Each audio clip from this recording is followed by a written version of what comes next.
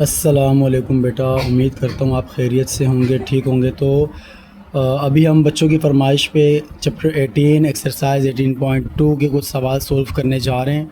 तो बग़ैर टाइम जाए कि हम अपने सवालों पे आ जाते हैं। अभी मैं क्वेश्चन नंबर 4 करवा रहा हूँ, देन इंशाल्लाह इसके बाद क्वेश्चन नंबर 5, 6, 7 आगे और सवाल भी आएंगे।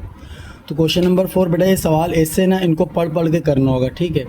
पढ़ पढ़ के साथ साथ आपको करवाना होगा। तो इसमें क्वेश्चन नंबर 4 पे आप देखिए, आप यहाँ पर क्या लिखा हुआ है, if f varies directly as m cube, f varies directly as m cube।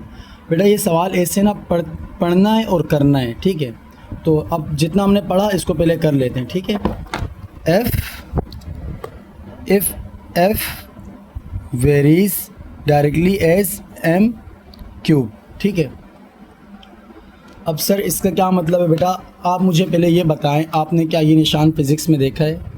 आपने क्या ये निशान केमिस्ट्री में देखा है? जी आपने देखा होगा, जाहिर सी बात है। तो बेटा वहाँ पर हम क्या करते हैं, हम इसको जो है ना हटाकर इक्वल टू के लगा लेते हैं। प्रोपोर्शनलिटी को हटाकर हम कांस्टेंट लगा लेते हैं, के लगा लेते हैं, ठीक है। तो यहाँ पर भी बिल्कुल वही काम करना है। f इक्वल टू के और आगे m क्यूब, सही है। प्रोपोर्शनलिटी हटेगी, उसकी जगह इक्वल टू के लगेगा। और एक और बात मेरी बेटा, आप जहन नशीं कर लें कि इन सवालों में आपको बिल्कुल लकीर का फ़कीर बन के चलना है, ठीक है।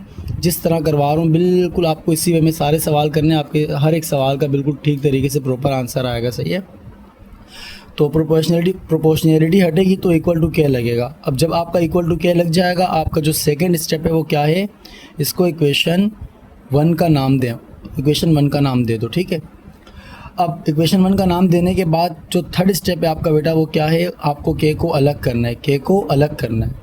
तो के को अलग करने के लिए यहाँ पर अब इसके साथ m क्यूब है, ये m क्यूब यहाँ पर इसके साथ मल्टीप्लाई हो रहा है, वहाँ पर जाकर डिवाइड हो जाएगा, यहाँ पर आकर डिवाइड हो जाएगा, यहाँ मल्टीप्लाई हो रहा है, वहाँ जाकर क्या हो जाएगा, डिवाइड हो जाएगा। तो f equal to m cube जो यहाँ मल्टीप्लाई होता है यहाँ पर आकर डिवाइड हो गया, यहाँ पर क्या बचा, यहाँ पे सिर्फ और सिर्फ के बचा, के अलग हो गया। जब के अलग हो गया तो इसके बाद अभी अब आप आगे सवाल हमें पढ़ना है, ठीक है। अब हम आगे देखेंगे हमें सवाल में आगे क्या करना है। तो if f varies directly as m cube, इतना पढ़कर हमने अब वो काम कर दिया जो भी आपने देखा है। देन उसके बाद where m equal to 3 and f equal to 81, जहाँ पे वो लोग कह रहे हैं कि m हमारे पास क्या है, m हमारे पास है 3 और f हमारे पास है 81। अब सर ये क्या कहना चाह रहे हैं, ये कह रहे हैं बेटा ये जो f है ना, f ये f हमारे पास 81 है और m हमारे पास क्या है, 3 है। अब हम k के अंदर f और m की वैल्यू को पुट करके k की वैल्यू निकाल देंगे, ठीक है। तो f की जगह में लिखूँगा 3, m की जगह में लिखूँगा f की जगह में लिखूँगा 81 और m की जगह में लिखूँगा 3। और वी नोज वेरी वेल कि m के ऊपर क्या है, क्यूब है।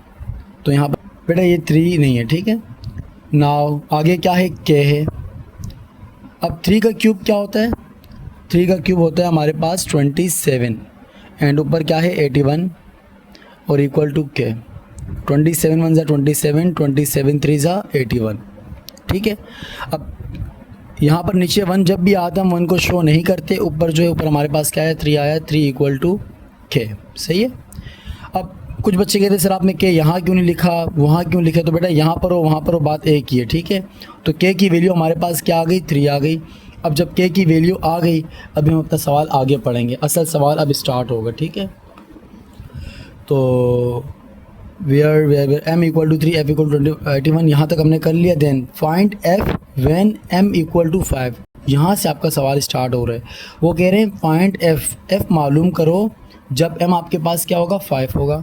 तो हमने कहा ठीक है भाई, कोई बात नहीं। फाइंड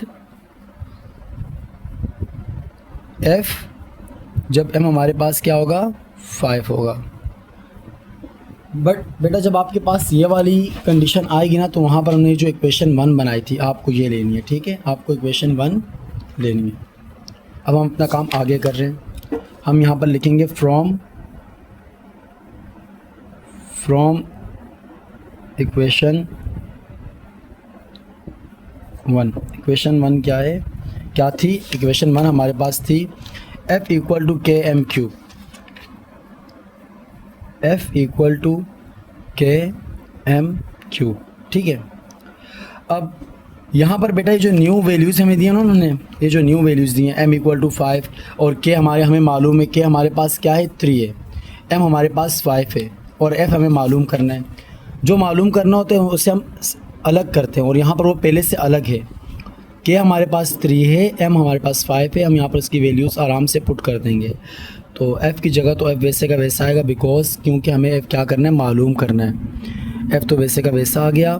k की वैल्यू 3 है मल्टीप्लाई m की वैल्यू क्या थी, m की वैल्यू 5 है और 5 के ऊपर क्या आ जाएगा, क्यूब आ जाएगा। बेटा k की वैल्यू 3 कहाँ से आई, ये रहा k की वैल्यू 3। m की वैल्यू 5 कहाँ से आई, ये रहा m=5 और f हमें क्या करना है, मालूम करना है, जो कि भी हम मालूम कर लेंगे। तो f = 3 वैसे का वैसा आया मल्टीप्लाई 5 का क्यूब क्या होता है 125, सही है। नाउ f = 3 का टेबल 125 125 तक पढ़ूंगा तो क्या आएगा, 3 का टेबल 125 तक पढ़ेंगे तो 125 = 3। बेटा ये 6 नहीं है, ये 5 है, ठीक है, ये 5 है हमारे पास। देखने में ये 6 लग रहा था तो मुझे मेरे कैमरामैन ने कहा कि भाई आपका 6 लग रहा है, इसको आप ठीक कर लो, तो आई थिंक अभी सही होगा। तो ये 5 है हमारे पास, ठीक है 125। अब हमें 3 का टेबल 125 तक पढ़ने, यानी 125 तक पढ़ने। 3 5 ज़ा 15, 1 ऊपर गया, 3 2 ज़ा 6 और 1 7, 3 1 ज़ा 3। तो f की वैल्यू हमारे पास आ गई 375 और ये हमारा आंसर था पहले सवाल का। बेटा क्योंकि ये हमारा पहला सवाल है तो इसको मैं आपको एक दफ़ा और अच्छे से क्लियर कर दूँ कि यहाँ पर हमने किया क्या। सबसे पहले हमने बेटा यहाँ पर जो सवाल में कहा गया था कि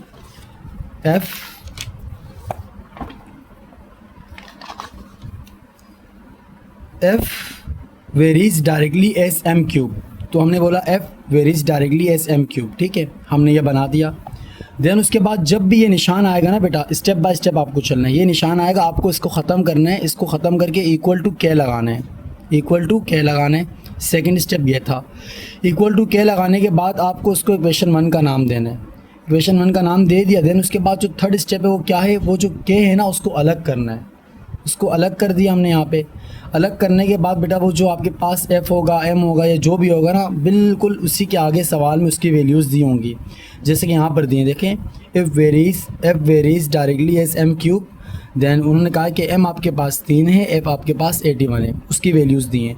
और ये वो m और वो f है जो कि हमें k के लिए, k को मालूम करने के लिए पुट करने हैं, ठीक है। अब यहाँ पर जब हमने m और f की वैल्यूज़ को पुट किया तो हमारे पास k की एक वैल्यू निकल कर आ गई, क्या ये हमारे पास 3 आ गई, ठीक है। अब जब k की वैल्यू हमने निकाल दी ना तो इसके बाद आगे फाइंड f व्हेन m = 5। अब यहाँ से हमारा सवाल स्टार्ट होता है। तो हमने कहा भाई कोई मसले वाली बात नहीं, हम f मालूम करेंगे जब m क्या है 5 है। तो हम भाई जो भी आपसे पूछे ना, वो लोग आपसे कुछ भी पूछें, आपको हमेशा इक्वेशन 1 को लेना है, इक्वेशन 1 को लिखना है, इक्वेशन 1 को लिखकर उसके मुताबिक सवाल सोल्व करना है। तो ये आपका पहला सवाल था। अगर अभी भी आपको ये समझ नहीं आया बेटा, इसके मैं आगे और सवाल अपलोड करने जा रहा हूँ, तो आप आगे वाले सवाल देखेंगे इंशाअल्लाह। उम्मीद करता हूँ कि आपको समझ आ जाएगी।